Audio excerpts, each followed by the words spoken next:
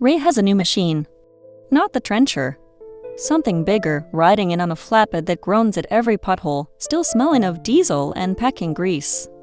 An excavator, orange and enormous, tracks wide enough to make the driveway look narrow, boom folded up like a sleeping arm. He walks a slow circle around it before he even signs the delivery slip. Heavy equipment rental in the United States is a $57.7 billion industry this year, and earth-moving machines, excavators, trenchers, loaders, make up close to half of it. Ray just became a very small part of a very large number.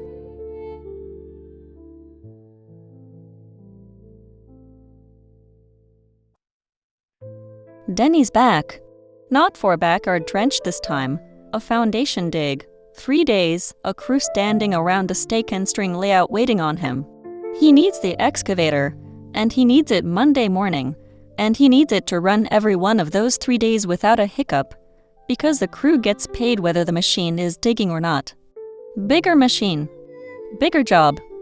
Bigger money sitting on the table if something goes wrong.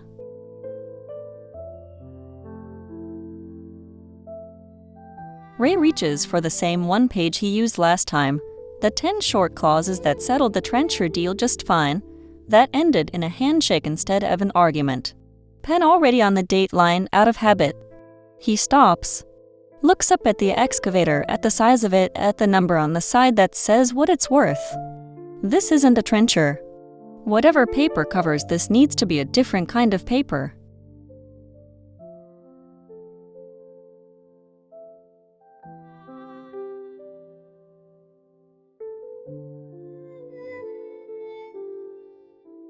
There are 3 levels of paper in equipment rental, and matching the wrong one to the job is exactly how people end up unprotected. A 1-page rental form, built for an afternoon or a weekend, low dollar value, hand tools and small machines.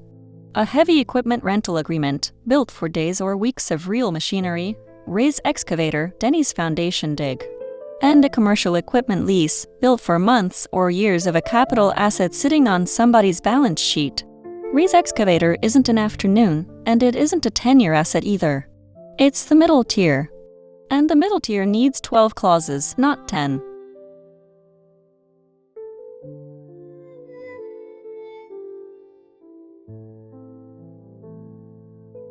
Clause 1. Identify the machine. Make, model, serial number, condition noted in plain language, and read the hour meter before it ever leaves the yard. Photograph that number right there on the dashboard, before the engine even turns over. One photo taken 30 seconds before pickup ends more arguments 3 days later than anything else in this agreement. Clause 2. The rate includes a set number of operating hours per day or per week, written down in the blank. Hours beyond that are billed per hour, at a rate agreed on now, read off that same meter later.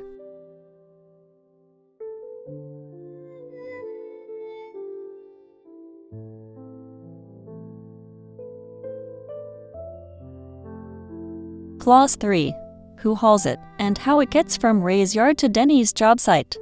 Federal transport rules treat a truck and trailer combination rated at 10,001 pounds or more as a commercial vehicle, heavy enough that I'll just tow it myself with my pickup is rarely the right, or legal, answer. Name the hauler in writing, the owner, the renter, or a named third-party carrier, decided before the flatbed shows up. Clause 4 is one line, and it starts more fights than any other clause in the agreement. The machine comes back with the same fuel level it left with. Full tank out, full tank back. No line written down, no argument. Until, 3 days later, there's suddenly a very loud argument about a fuel gauge.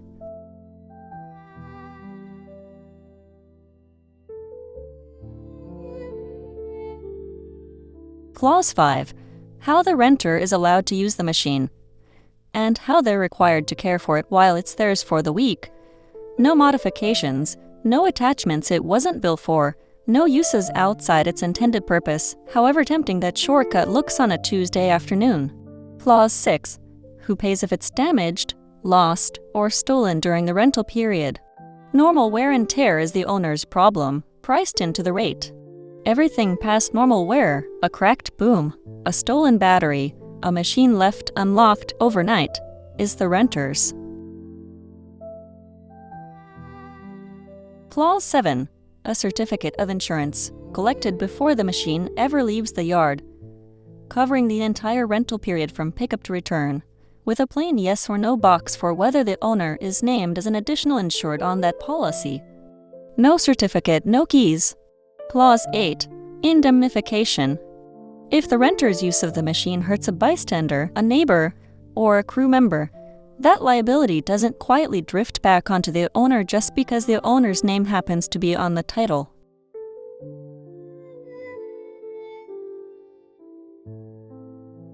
Clause 9 is about whose hands are actually on the controls. A bare rental means the renter supplies the operator. Denny's crew, Denny's responsibility. A wet rental means the owner supplies the operator instead, and the liability split flips almost entirely. OSHA requires seatbelts on earth-moving equipment, full stop, no exceptions for a quick job. Crane operators specifically have to be trained, certified or licensed, and evaluated on that specific machine, not just willing, available, and free on a Monday morning. Clause 10. What happens the exact moment the machine breaks down mid-job, through nobody's fault? Who pays for the downtime? A day of a silent excavator and an idle crew. Decided now, calmly, on paper, instead of argued later on a job site with a dead machine sitting in the middle of it and a foreman checking his watch. Clause 11. The return procedure, closing the loop with a second hour meter reading, photographed the same way as the first, checked against it line for line.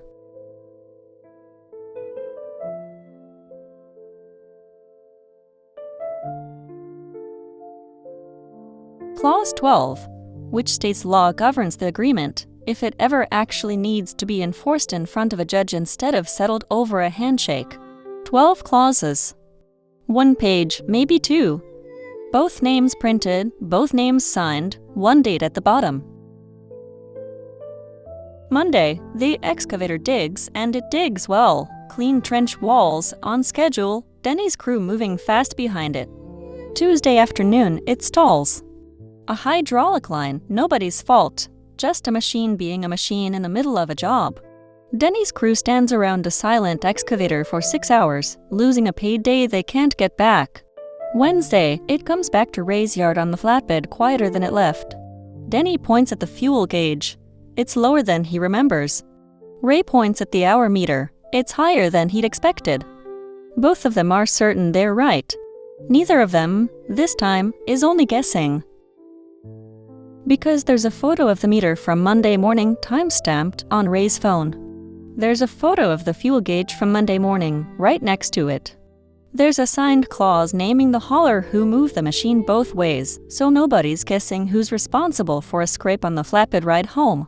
And there's a signed clause saying exactly who eats the cost of a hydraulic line that failed on its own, mid-job, through nobody's fault at all. The argument lasts about 90 seconds. It ends with a handshake instead of a phone call to a lawyer.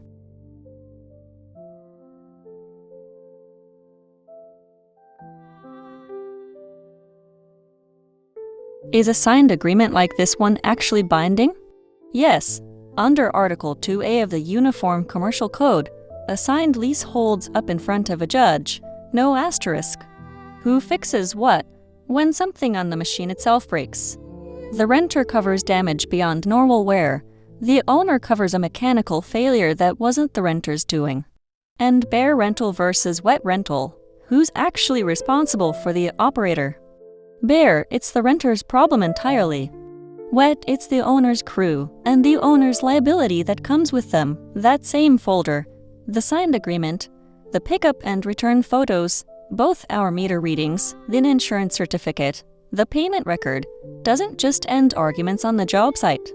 It's also the exact paperwork behind the deduction, filed on Schedule C, Line 20A, for anyone renting as a business expense.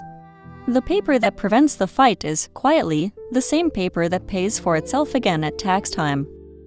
A $57 billion industry, and the whole thing still runs on whether somebody bothered to write down a fuel level before the flatbed pulled away. The free heavy equipment rental template, all 12 clauses, fillable, is in the link below. Slot 2 of 11 on the shelf, filled. Rent it in writing.